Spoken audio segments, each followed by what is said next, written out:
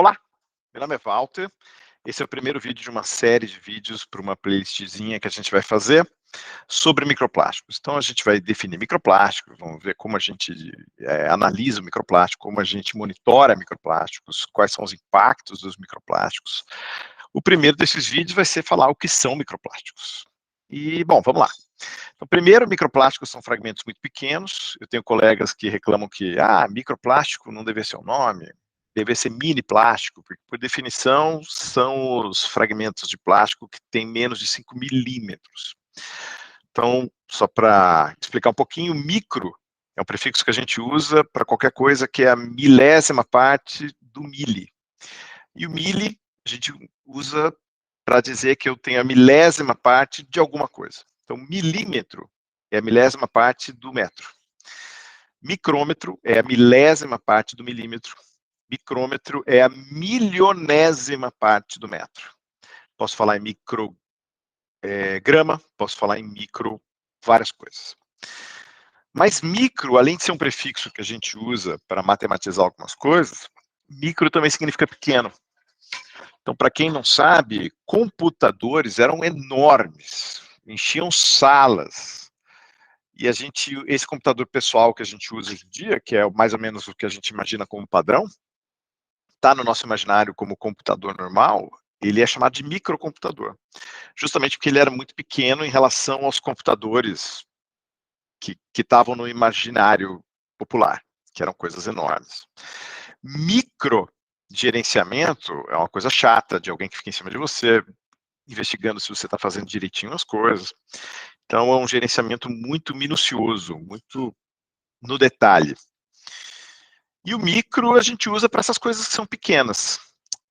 Microscópio a gente usa para ver coisas muito pequenas, e microscópio é um equipamento que todo mundo conhece, todo mundo fala. Vou olhar isso com um microscópio, para poder falar que você vai olhar as coisas com detalhe.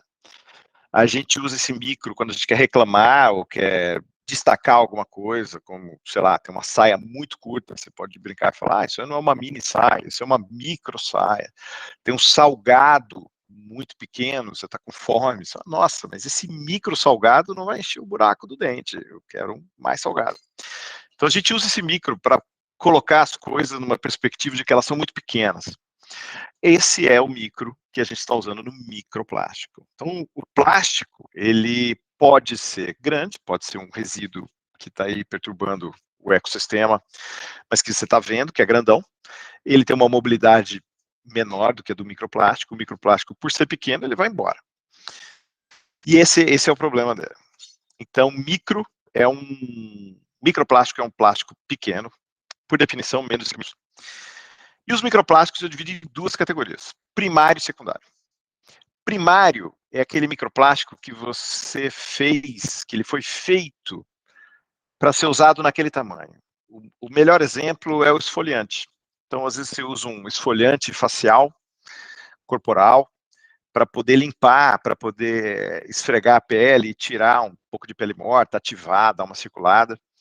E aí esse esfoliante, ele costumava ter muitos microplásticos. Ele costumava ser, de default, microplástico, o esfoliante, o particulado que está lá para esfregar na pele. Hoje já é mais difícil de achar, mas era muito usado. E nessa campanha para regular os microplásticos, foi uma das primeiras coisas que foi banida. Foi pelo menos regulada. Então ainda tem, mas tem bem menos.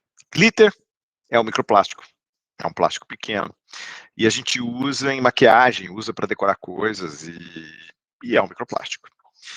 E, bom, aqui eu vou contar um caso. Aqui em casa, a minha filha tem 10 anos, mas desde os 7 anos a gente conversa sobre isso, e eu explico para ela que glitter é um microplástico, queria que ela parasse de usar, ela não parou, mas aí ela entendeu que um problema com o microplástico, com o glitter, por exemplo, é quando você vai lavar, no caso dela, lavar as bonequinhas ou a cara, com alguma brincadeira que ela fez com glitter, vai lavar o rosto na pia, esse glitter ele cai no ralo, cai na pia, da pia vai para o esgoto, do esgoto vai para o rio, do rio vai para o mar. A estação de tratamento de água, ela não consegue limpar os glitters, ela não consegue limpar bem microplástico. Então, esse microplástico é muito provável que a maior parte dos microplásticos que você libere não vai ser limpado na estação de tratamento de água e vai acabar parando no rio, no mar. Então, o que a gente combinou é limpa com um lencinho molhado e põe no lixo. Então, esse é um jeito de dar uma diminuída na dispersão do glitter. E pellets. Os plásticos são comercializados na forma de pequenas bolinhas, que a gente chama de pellet ou de bead.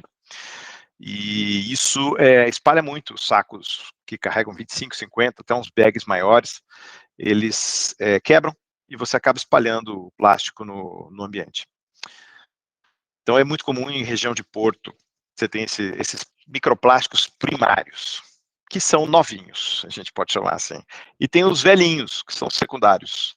São os microplásticos que são degradados, e por serem degradados, eles acabam ficando quebradiços.